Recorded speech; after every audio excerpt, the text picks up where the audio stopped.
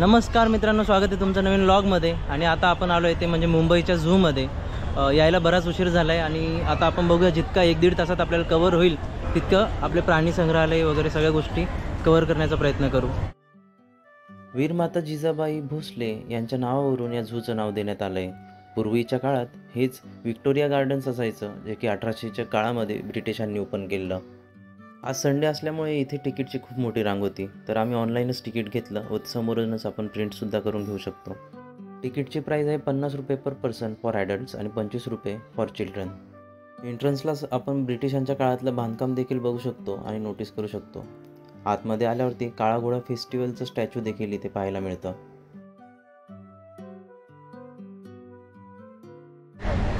इथंच बरोबर लेफ्टला आल्यावरती बेहरली माड फिश थाय फार्म इंग्रजांच्या काळातली तोफ बघू शकतोय।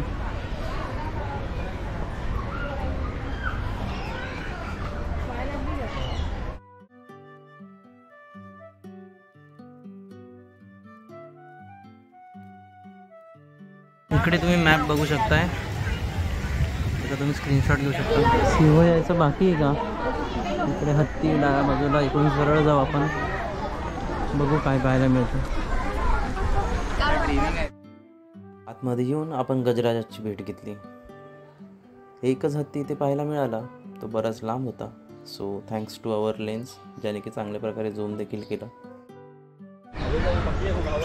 कोल्हा पण नाही इकडे, तर कुठं गेला कोल्हा? त्यांना ऊन काय सहन झालं दिसत नाही वाटतं। सिंह गायब, कोल्हा गायब आणि काय काय गायब। इकडे आय थिंक अस्वल तरी बघायला मिळेल। मग पुढे आपण आलो ते अस्वलरावांची भेट घ्यायला।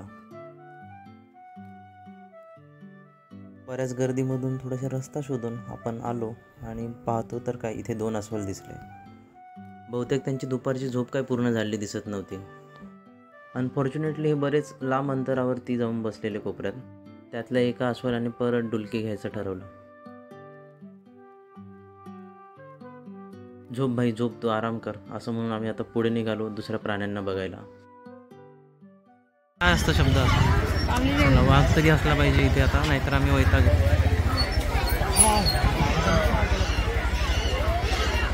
सर्वात जोरदार गर्दी जी आहे ती या सेक्शनमध्ये जमलेली, ती फक्त वाघांना बघण्यासाठी।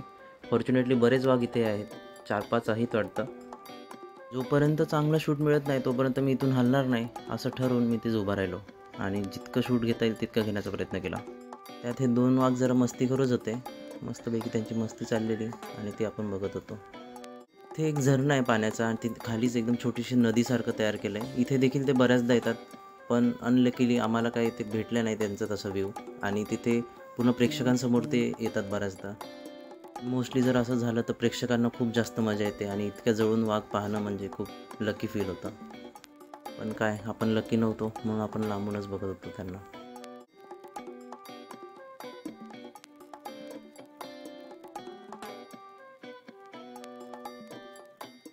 राईट साईडून पुढे आल्यावरती आपण इकडे कॅफे बघू शकतो। इकडे तुम्हाला जे खायचं आहे तुम्ही ते खाऊ शकता। आम्ही दुपारी मस्त जेवण वगैरे करून आलो म्हणून काही वाटलं नाही घ्यावंसं। हे झाड आणि हे फळ कोणतं आहे हे नक्की मला कमेंटमध्ये सांगा जर तुम्हाला माहीत असेल तर। आपण पुढे वळालो ते म्हणजे हिप्पो बघण्यासाठी, जे ज्याला की पानघोडा देखील म्हणतात आणि ते देखील सुस्त अवस्थेत आपल्याला दिसतात। हा बघ किती मोठे तोंड पाडले, वा मस्त, एक नंबर। हो आला बाहेर, झाली झोप।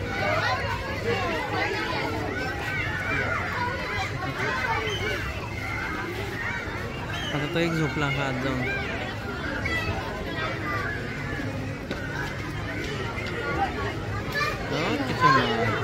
हिप्पोरावांनी परत पाण्यात जाऊन समाधी घेतली। म्हटलं चला आता निघू इकडून आणि माकडांना भेटू।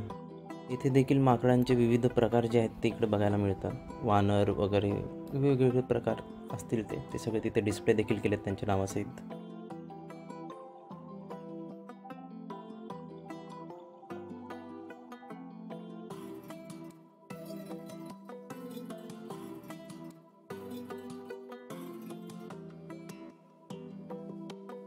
त्यांचे पिल्ले अतिशय क्यूट बघायला मिळाले।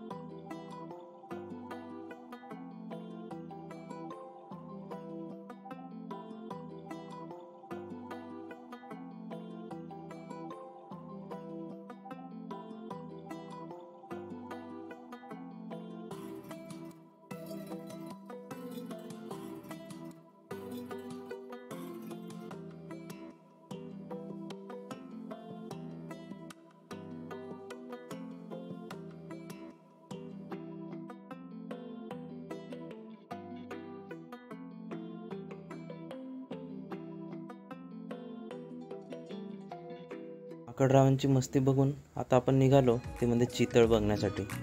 चितळ, हरिण, सांबार हे सगळे जे प्राणी ते ऑलमोस्ट एकाच कॅटेगरीमध्ये येतात आणि ते देखील इकडे आपल्याला पाहायला मिळाले एका झुंडमध्येच.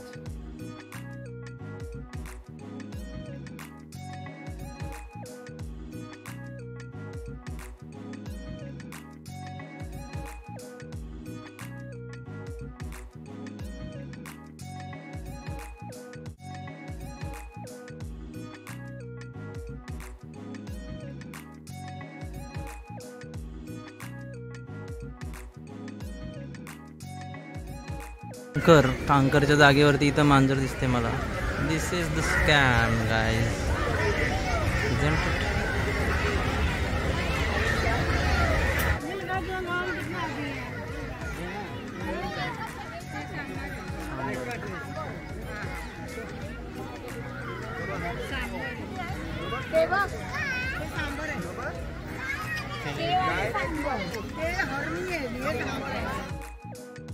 पेंग्विन हे बाहेरच्या देशातील पक्षी असून त्यांना जवळपास -डिग्री सेल्सिअसमधलं पाण्याचं तापमान लागतं. त्याच्यामुळे त्यांच्यासाठी एक सेपरेट कक्ष बनवला आहे आणि त्या कक्षामध्ये जाऊन आपल्याला व्हिजिट करावं लागते. आणि पूर्ण भारतामध्ये हे एकमेव झू आहे जिथे की पेंग्विन्स ठेवले गेलेत आणि म्हणूनच हे अट्रॅक्शन पॉईंट देखील आहे.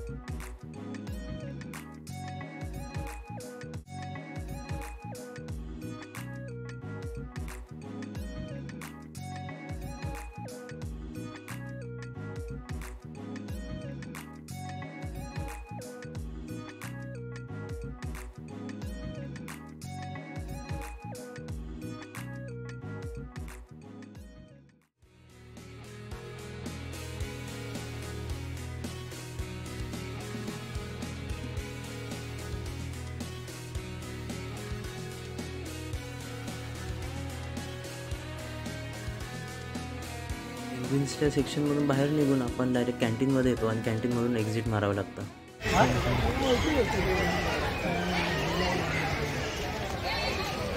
या साईडला मुलांसाठी खेळण्यासाठी बगीचा आहे आणि आपलं मेन इकडे.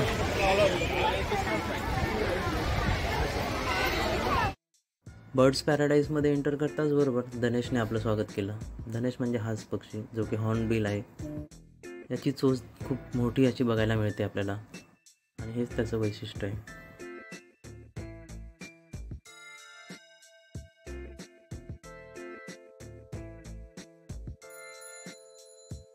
आणि हा लोकांपासून वाचत होता तो म्हणजे रंगीत मोर. एकदम कोपऱ्यात असा घुसून बसलेला. काय समोर यायचं नाव नव्हतं का. याचं डिस्क्रिप्शन काही इथे मिळालं नाही किंवा सायंटिफिक नेम देखील नाही मिळालं, पण येस याला बघून छान वाटलं.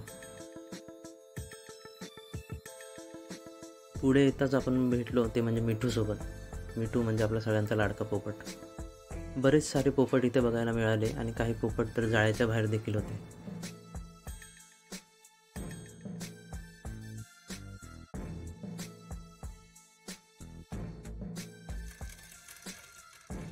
पुढे आलो आणि बघितलं तर काय इथे देखील पोपट होता, पण तो पोपट खूप जास्त मोठा होता आणि त्यात तो म्हणजे मिलिटरी मकाव नावाचा हा पोपट आहे. अतिशय रंगीतदार आणि सुंदर व देखणा हा पोपट बऱ्याच प्रमाणात इथे बघायला मिळाले आणि छान वाटलं बघून.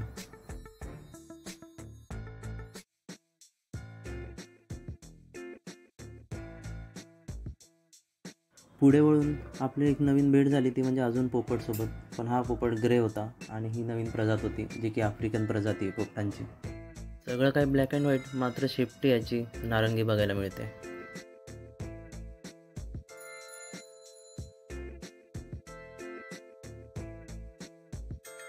या पोपटरावाने तर मी फोटो काढतोय समजून पोज द्यायला सुरुवात केली. फ्रंट फेसिंग, लेफ्ट फेसिंग आणि राईट फेसिंग असं करत करत आपण त्याचे फोटोज घेतले आणि निघालो पुढे.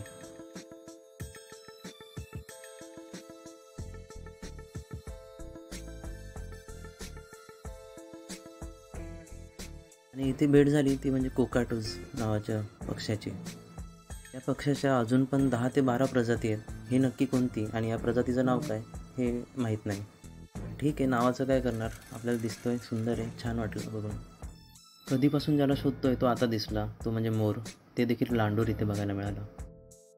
पुढे आपण वळालो होतं म्हणजे ॲक्वा ॲनिमल्सच्या सेक्शनमध्ये, जिकडे की कासव बघायला मिळाले.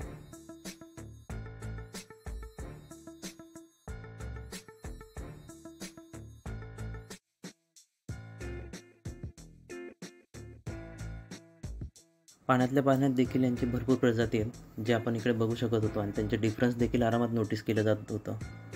काही कासवांच्या कवचाची डिझाईन वेगळी होती तर काहींची वेगळी.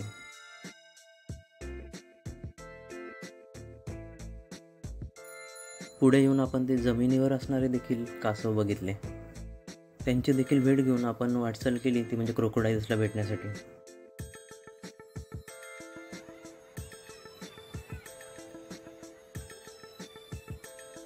भरपूर वेळापासून हा क्रोकोडाईल असाच्या असंच दिसतोय.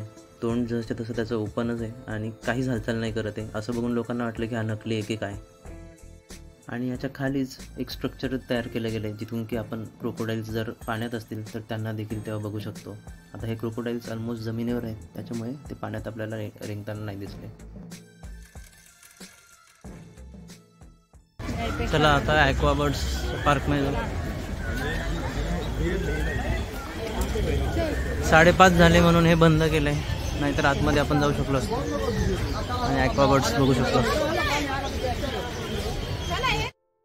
दुर्दैवाने झू बंद करण्याचा टाईम झाला म्हणून आपल्याला काय आत जाता आलं नाही आणि या इकडच्या ॲक्वा बर्ड्सला एक नीट व्यवस्थित एक्सप्लोअर करता नाही आलं. जे ॲनिमल्स अँड बर्ड्स आपल्याला बघायला मिळाले त्यातच समाधान आहे असं समजून आपण वाटचाल केली ती म्हणजे बाहेर निघण्यासाठी. झूला पूर्णपणे एक्सप्लोअर करण्यासाठी जवळपास तुम्हाला 3 तास आरामात लागतील, म्हणूनच त्यानुसार तुम्ही टाईमाचं बंधन ठेवा. तर मित्रांनो, अशा पद्धतीने आपण आपला जो राणीच्या बागेचा टूर आहे तो पूर्ण केला आणि तरी पण बरेच प्राणी आपले बघायचे राहिले. सिंह वगैरे सध्या अवेलेबल नाही, इथे बुल्स अवेलेबल नाही आहेत. मे बी आपल्या इकडचं जे ऊन वगैरे त्यामुळे असा इश्यू होऊ शकतो आणि पुन्हा ते सिंहाला इकडे आणणार आहेत. खूप मस्त वाटलं जितकं बघितलं आपण पेंग्विन वगैरे, पण फार घाईघाईमध्येच बघितलं आहे. जर तुम्ही वर्किंग डेमध्ये आले तर मस्त आहे की तुमचं हे आरामात कवर होईल व्यवस्थित. आणि आता विकेंड होता, रविवार आहे, त्याच्यामुळे खूप अतिशय जास्त गर्दी आहे. त्या गर्दीमुळे आपल्याला जास्त काही नीट व्यवस्थित बघता आलं नाही तरी. पण चला, एन्जॉय तर केलं, मजा तर आली. इकडे दिव्या आहे, कसं वाटलं दिव्या तुला? एकदम छान. बस तुम्हाला व्हिडिओ कसा वाटला ते मला नक्कीच सांगा आणि लोकांपर्यंत देखील शेअर करा. आणि एक 1 डे ट्रिप म्हणून तुम्ही इथे नक्कीच येऊ शकता. जितकं लवकर येणार तितकं चांगलं. दुपारच्या टायमाला खूप ऊन असतं, त्यामुळे आम्ही 3 नंतरच आलो आणि 3चे कधी 4 वाजले ते कळलं पण नाही. त्या चक्करमध्ये आमचा बराच टाईम गेला आणि पूर्णपणे जास्त एक्सप्लोअर करू नाही शकलो. पण तुम्ही येणार तसं नियोजन करून या आणि नक्कीच व्हिडिओला शेअर करा, लाईक करा आणि चॅनलला सबस्क्राईब देखील करा. आजकाल थोडीशी फ्रिक्वेन्सी कमी झाली व्हिडिओजची, बट आय होप की लवकर ती फ्रिक्वेन्सी पुन्हा चांगली होईल.